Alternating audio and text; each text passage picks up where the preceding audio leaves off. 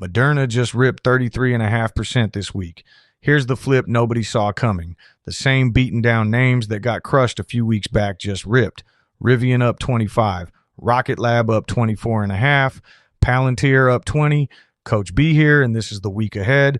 But here's the twist. This was not a broad market rally. The NASDAQ actually finished the week slightly red, and the Dow was the one that hit a record high. This was a targeted snapback in the specific beaten down names, not the whole tape lifting. And the VIX, the market's fear gauge, fell to about 16, calm and under 20. Now here's the catch. This coming week, July 6th through the 10th, is quiet. It's the week right before real Q2 earnings season kicks off with the big banks, so there's no wall of earnings to hide behind. This is a momentum week, riding into forward catalysts with one Fed item in the middle that can shake the whole board. Let me walk each name, the real chart, the real option chain, and how I think about it by time frame. Let's get into it. First up, the biggest mover on the board, Moderna, ticker MRNA. Look at this chart. It sat in the mid-40s to low 50s most of early June, broke out to the 60s. Then this past week, it went vertical from around 70 up to almost 82 intraday, closing at 79.76. That's a run off an FDA advisory committee vote that was 9-0 in favor. I want to be really clear on what that vote actually was. It's a recommendation, not the approval. The real decision, the PDUFA date, is August 5th. That's a separate video on its own because there's a lot to unpack there, but for this watch list, here's the read. The options are pricing this like it's still a coin flip. At the money, implied volatility is around 96%, and the straddle that's buying the call and the put at the same strike prices in roughly a 22% move just to the July expiration. That's expensive. And remember, that's before the actual PDUFA date even happens. So how do I think about this by time frame? For a day trader, this volatility is the entire appeal. You get huge intraday swings to work with. For a swing trader, you're not trading the stock right now. You're watching whether 70 holds as the new floor after this run.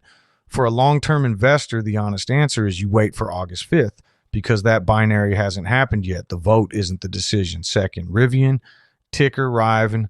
This one bottomed at 1435 back on the 24th, and it has ripped since up to 1863, a 25% week. And notice it actually punched through its own prior range high around 1855. That's a real breakout, not just a bounce. The chain shows why this is a different animal from a mega cap. At the money, IV is around 90%, and the straddle price is about a 20% expected move. For a day trader, that range is the whole playground. Huge swings inside a single session. For a swing trader, 1855, the old range high, is now the level to watch. Hold above it, and the breakout's real. Lose it, and you're back inside the old range. For an investor, this is still a story stock with expensive options. I'd want to see it hold the breakout for more than 1 week before calling it a trend. Third, Rocket Lab, ticker RKLB. Same story we saw a few weeks back, just in reverse. It bottomed at exactly $80, and it has run all the way back to 100 even, a 24.5% week. It's now sitting right in the middle of its range between that 80 low and the 122 high from early June. Implied volatility here is still elevated around 93.5%, and the expected move to the July expiration is about 21%. So for a day trader, again, that's the appeal. You get real range to trade inside a single session. For a swing trader, the middle of the range is actually the hardest spot. I'd want to see it either reclaim that 122 high or pull back and retest 80 before committing either direction. For an investor, this is a name that moves in huge round trips, so position size matters more than almost anything else on this board. Fourth, the retail favorite, Palantir, ticker PLTR.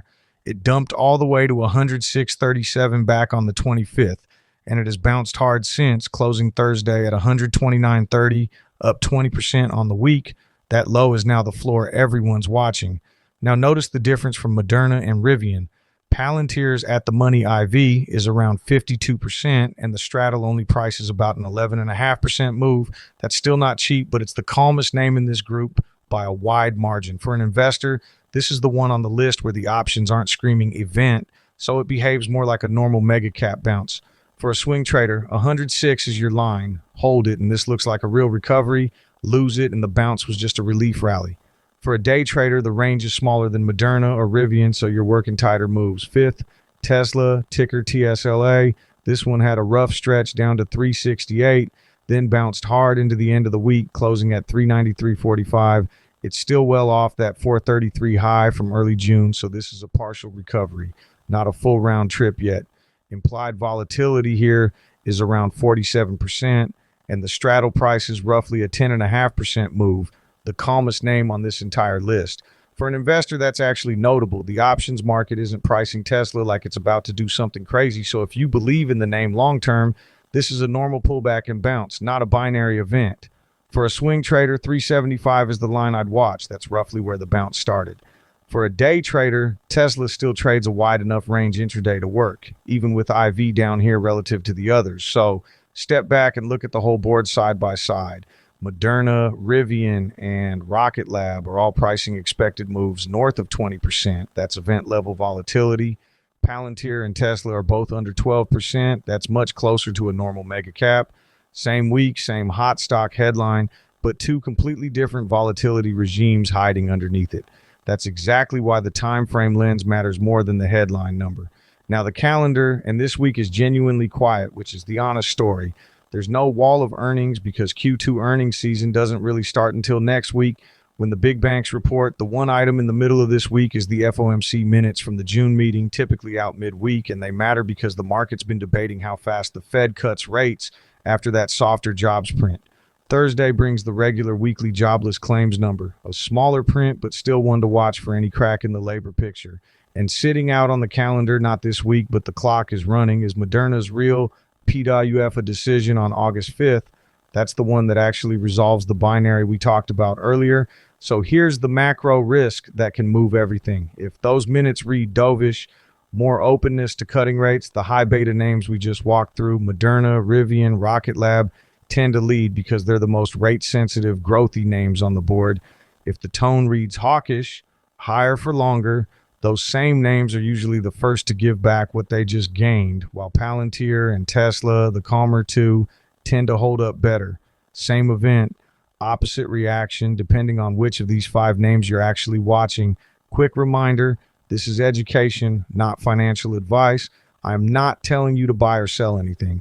Do your own research. Everything here is a teaching example to show you how to read a setup and how a time frame changes the answer. That's your week ahead. 5 names that just ripped, a calm VIX, and a quiet week before the real earnings season starts. If this helped you walk into Monday knowing exactly what's happening, subscribe, and I'll break down next week's setup for you too. And drop a comment. What ticker do you want me to cover next? Good luck in the markets, no matter what stock you're into.